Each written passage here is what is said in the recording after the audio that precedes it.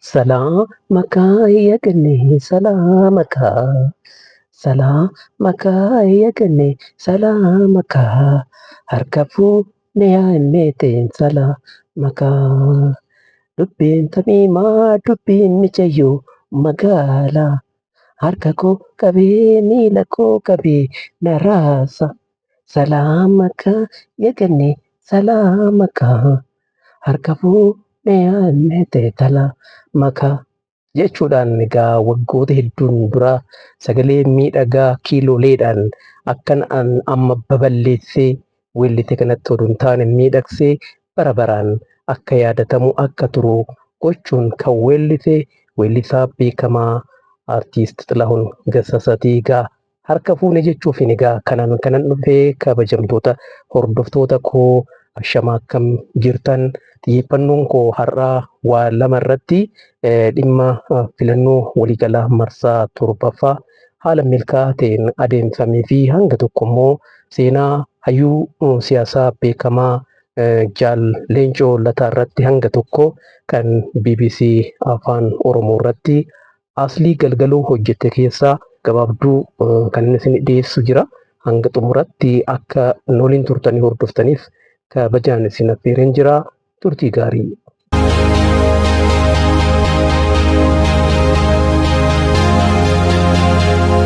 Filannoon marsaa torbaffaa kan bara 2018 caamsaa 24 adeemsifamee egaa haala milkaa'aa ta'een adeemsifamee xumurameera amma eegamaa kan jiru bu'aa waliigalaati egaa kan ammoo kan ifoomsu boordii filannoo Itoophiyaati. Kanaafis itti gaafatamaa fi taayitaa kan qabu boordicha qofa jechaadha egaa hawaasni bal'aan sagalee kenne bu'aa filannichaa eegaa jira.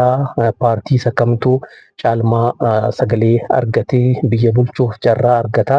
Hundumatu hawwiidhaan eegaa jira. Bu'aansaa yoo ibsamu immoo egaa waa'ee bu'aa filannichaa irratti wanti jedhamu hedduun akka jiraatu ni eegama. Kabajamtoota hordoftoota koo hundumaafuu filattoonni maal jedhan gammannee filannee dhiibbaa tokko malee ofumaa sochoonee abbaa nu bulchu filanneerra jedhan mee waan filattoonni jedhan caqasaa.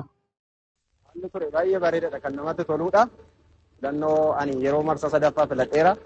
Yeroo sadan arge kana keessa inni kun isa bal'aa isa baay'ee namatti tolu beekumsa kan hin qabne bifa tasgabbaadhaan kan gaggeeffamedha akka kanatti ilaala. Yaa uummanni keenya akkatti fudhachuu qabu jedhee ani yaadu yaa filannoo sagalee isaa kan kenne sagalee caalmaadhaan qaamni paartiin darbee biyya kana bulchu sagalee uummataatiin kan filatame waan ta'eef sagaleen uummataa kabajamuu qaba jedhee yaada. Saba koof ta'a kan jedhu karaa isaa guutuudhaan ba'ee filatee nagaadhaan birruu malee sodaa malee utuu jigijaan kan tokko hin jiraatin utuu kun dogoggorri tokko hin jiraatin ba'ee filatee ba'een gara mana isaatiitti gale. Kanan argee amma ammaatti waan an arge keessatti namoonni jaartii tun jedhin jaarsa tun jedhin maanguddoonni ulee qabatan maanguddoonni deemullee hin dandeenye kallattii hundumaan ba'anii filannoo isaanii filatanii nagaan gara mana isaaniitti galan. Qaamni uummata kanaan filatamee uummata kana bakka bu'ee aangoo qabatu sagalee uummata kanaatiin kan filatame waan ta'eef fedhii fi bu'uura uummata keenyatiin misooma barbaachisaa hojjechuudhaan uummata isa filate kana karaa nagaa kabachiisuutiin waa hundumaa misooma hojjechuudhaan kan kanaan dura caala bira dhaabbachuu qaba jedhee yaada. Qaamni filatame sun immoo hedduu uummanni isaa isa filatee waan uummanni kun barbaadu. Maaliif sabaaf sablammoota hedduun jira Finfinnee kana keessa Itoophiyaa kana keessa waan jiruuf waan sabni kun barbaadu karaa dimokiraatawaan waan inni naaf taa'e mootummaa achi kaa'ate sana waan ulaagaalee guutuu fi qabu guutuun dirqama jedhee yaada. Maaliif wanta baay'ee jira amma gaafa ilaalamu waan hedduutu kan namatti ulfaatu kan nagaan biyya keenyaa deebuu qaba. Maaliif nagaa barbaada. Eenyuyyuu mootummaan nagaa barbaada. Uummanni nagaa barbaada. Hojjetachuuf nagaa barbaada. Ba'ee galuuf nagaa barbaada. Nagaan akka inni bu'u barbaada. Nagumaan filanne kan immoo nuuf ta'a jennee filanne ammoo nu bulcha biyyattii nagaa nu godha jennee jaalanneeti filanne fe'ii keenyan. Duumtuu marra inni abbaa ofii keenyaaf ofitti amannee mangistii nuuf ta'a jennee filannee baane. Alhamdulillah kanammaa baay'ee bareedaadha. Biyya keenyaafis waan gaarii hin dhufa. Alhamdulillah filadheera. Sababiin daa'ima qabee jiruu fi kan seenne haala kan akka filannu taasisne haala keessatti gaggeeffamaa jiru baay'ee kan nama gammachiisudha. Namoonni akkas umuriidhaan deeman abbootiin haadholiin ciccimoo fi namoonni daa'ima qabatan dubartoonni garaatti baatan salphii isaanii malee haala tasgabbiidhaan kan isaan filannoo kana adeemsisaa jiranii baay'ee haala namatti tolu jechuudha qophiin asitti adeemsifamaa jiru. Nama nu ta'u gammachuudhaan filanne. Nagaan filanne baay'ee namatti tola. Bareeda waan jiru laalletii filanne nama nu ta'u sirriitti filanneera. Nuyi warra haadha mucootiti akka taraa keenyatti odoon ta'in baay'ee nama kabaju warri asitti nama keessummeessanis haala filannoo kanaati irratti baay'ee nu simataniiru.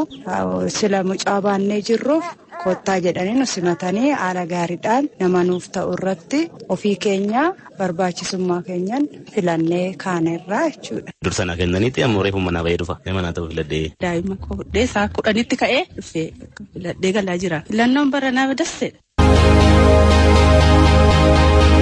Seenaan qabsaa'otaa baay'ee nama gaddisiisaa. Keessumattuu qabsaa'onni saba Oromootiif jecha waggoota hedduudhaaf bosona keessa turan bu'ii bahiin dabarsan gaddisiisaadha.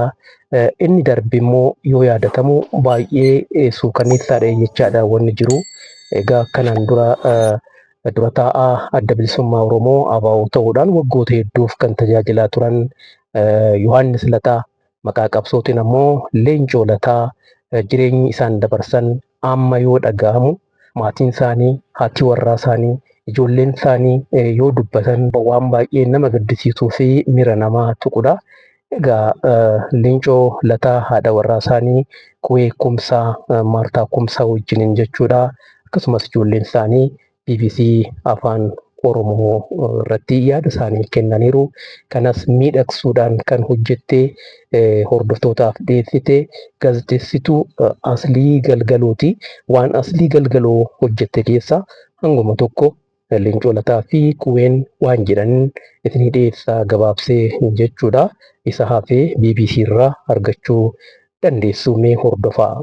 Yoom wal argitan? Barachuudhaaf yuunivarsiitii Haayile Sillaasee jedhama yeroo sana yeroon dhufee wal argine Finfinneetti wal agarre. Ani immoo faakaltii saayinsii keessa taa'eetan laayibireerii keessa dadhabee akkas ol jedha isaan argaachitti. Utuu waliin argin dura eessumni koo lakuun Yohaannis Lataa jechuun isa sana jedhee natti agarsiisaa ture.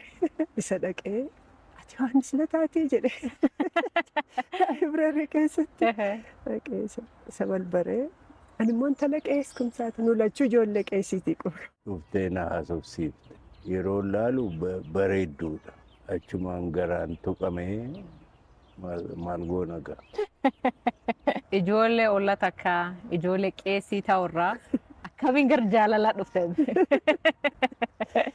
Jaalalli inuma dhalatti ga'a ijoolleedha.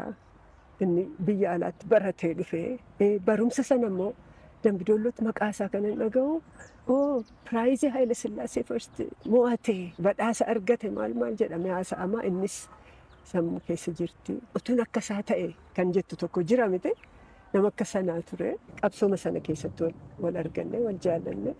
Waggoota gabaabaa keessatti wal fuune akkasumatti wajjin godaannee sana booddee ijoollee dhalachuu jalqabe. Qabsoo keessas walumaan turreessee wajjin. Waliin mari'attee of bira qajeelchite moo dhokatee ba'e moo akkam ture? Baduu isaa dura dhufanii fuudhanii deemuu qabaleetti geessu dhufanii fuudhanii deemuu amma tokko tursanii deebisu amma ajjeesu amma qabu amma ajjeesu isa jedhu sana irra sana keessa jirru gaafa kaan lafa hojiitti dafnee manatti adeebinuu jedha deemuutu irra ture. So manatti deebinee itti dhufaa jiru information arganne. Qabuu dhufaa jiru. Inni kun akka gaafasii qabanii maaluu deebisan miti. Bakka dhumaa ta'a jedhu. So adeemu jennee dhuma deemu. Fagoon geenye waggaa isaan dhufan. Hojiidhaan fidee mana na buusee akkasitti gargar baane. Asitti du'uurra qabsaa du'uu wayyaa kan jedhu sana.